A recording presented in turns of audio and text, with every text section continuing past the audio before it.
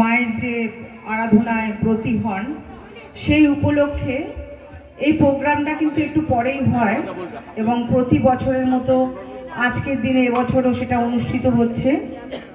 আমি এই মিলন সংঘ ক্লাবের যিনি সভাপতি ধর্মদা থেকে শুরু করে সম্পাদক এবং অন্যান্য সদস্যা, বিশেষ করে আমি পাপাইদাকে ধন্যবাদ জানাবো, যেভাবে অক্লান্ত পরিশ্রম করে এই অনুষ্ঠানকে আয়োজিত করে এবং দীর্ঘ একটা তার পরিশ্রম থাকে, তার ভাবনা চিন্তা থাকে, তার ফসলই কিন্তু আজকের এই অনুষ্ঠানটি এত সুন্দর করে আয়োজন হয়। আমি যিনি আমাদের অ্যাঙ্কার আছেন ওনাকে খুব সুন্দর অ্যাঙ্কারিং করছেন, ধন্যবাদ জানাচ্ছি। আর সঙ্গীতা জানতে চাইছিল ওর গান ভালো লাগছে কিনা। সত্যি ওর গান আমাদের খুবই ভালো লেগেছে এবং ও খুব মিষ্টি মেয়ে, তো ওকেও ধন্যবাদ জানাচ্ছি এত সুন্দর গান আমাদের শোনাবার জন্য। আমি ক্লাবের প্রত্যেক সদস্যা এবং আমাদের যারা এলাকাবাসী আছেন প্রত্যেককে আমি আন্তরিক ধন্যবাদ জানাচ্ছি। আর সেই সঙ্গে একটা কথা, আমি যেহেতু এখানে একটা দেখুন, আমরা জনপ্রতিনিধি ঠিকই, কিন্তু আমি মনে করি যে কোনো একটা প্ল্যাটফর্ম পেলে সেখানে কিন্তু কিছু মনের কথাও বলে দেওয়া দরকার আছে। আমি আমাদের পশ্চিমবঙ্গের মাননীয় মুখ্যমন্ত্রী শ্রীমতী মমতা বন্দ্যোপাধ্যায়, তার যে মস্তিষ্ক প্রসূত এবং ঐকান্তিক প্রচেষ্টায় আমাদের পাড়া আমাদের সমাধান এই প্রকল্পটি আমরা নিয়ে এসেছি।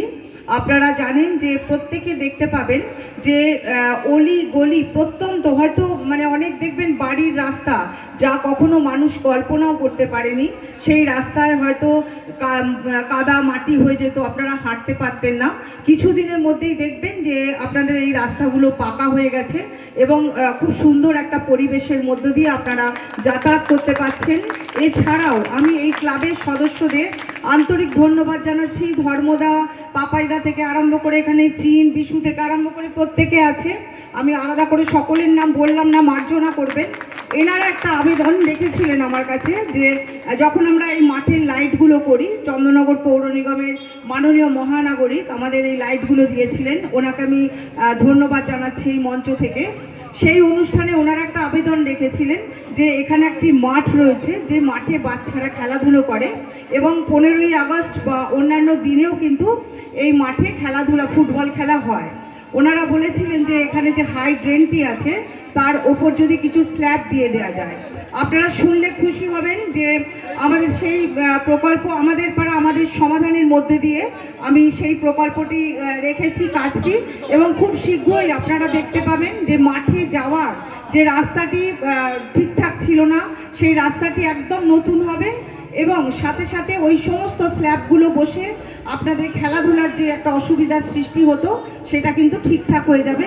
আগামী দিনে আমি এটা আপনাদের প্রতিশ্রুতি দিয়েছিলাম, করতে পারবো এই আশা রাখছি এবং হয়তো কয়েকদিনের মধ্যেই কাজটাও শুরু হয়ে যাবে।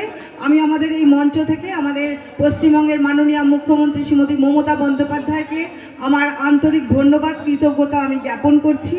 এবং সেই সাথে সাথে আজকে দেখুন, একজন শিল্পী, তিনি তো নিজের গলার মধ্যে দিয়ে তার প্রতিভার বিচ্ছুরণ নিশ্চয়ই ঘটাচ্ছেন, কিন্তু আমি এনাদেরও ধন্যবাদ দেবো, দাদাদের, যারা কিন্তু মানে মঞ্চে থেকে তারা হয়তো গানের নিজের গলাটা প্রয়োগ করছেন না, কিন্তু এত সুন্দর এনারা বাজাচ্ছেন। বিশেষ করে আমি প্রত্যেকের নাম জানি না, ওনাদেরও ধন্যবাদ জানাচ্ছি। এবং কানুদা, যিনি তো বহু পরিচিত একজন, মানে কি বলবো, উনি স্যাক্সোফোন বাজান এবং আমরা দেখেছি রাজসুটা, কিশোর শোটা দেখতে যাই, কিন্তু উনিও এই মঞ্চে কিন্তু খুব সুন্দরভাবেই নিজের প্রতিভাকে দেখিয়ে থাকেন, ওনাকেও আমি ধন্যবাদ জানাচ্ছি।